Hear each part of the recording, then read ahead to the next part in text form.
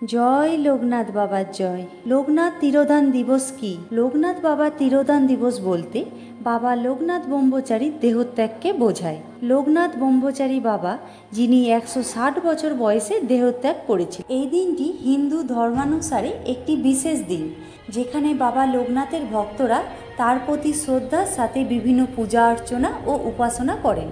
বাবা লোকনাথ ব্রহ্মচারী ছিলেন একজন হিন্দু সিদ্ধপুরুষ, যিনি বাবা লোকনাথ নামেই পরিচিত। তিনি বাংলা 1297 বঙ্গাব্দের 19শে জ্যৈষ্ঠ, ইংরেজি 1 জুন 1890 খ্রিস্টাব্দ বাংলাদেশের নারায়ণগঞ্জের সোনারগাঁওয়ের বারদি আশ্রমে মহাসমাধি লাভ করেন, যা তার তিরোধান দিবস হিসেবে পরিচিত।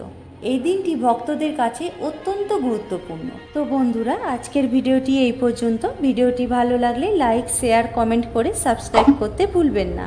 আগামী দিনে এমন ভিডিও দেখার জন্য চ্যানেলের পাশে থাকুন। ধন্যবাদ।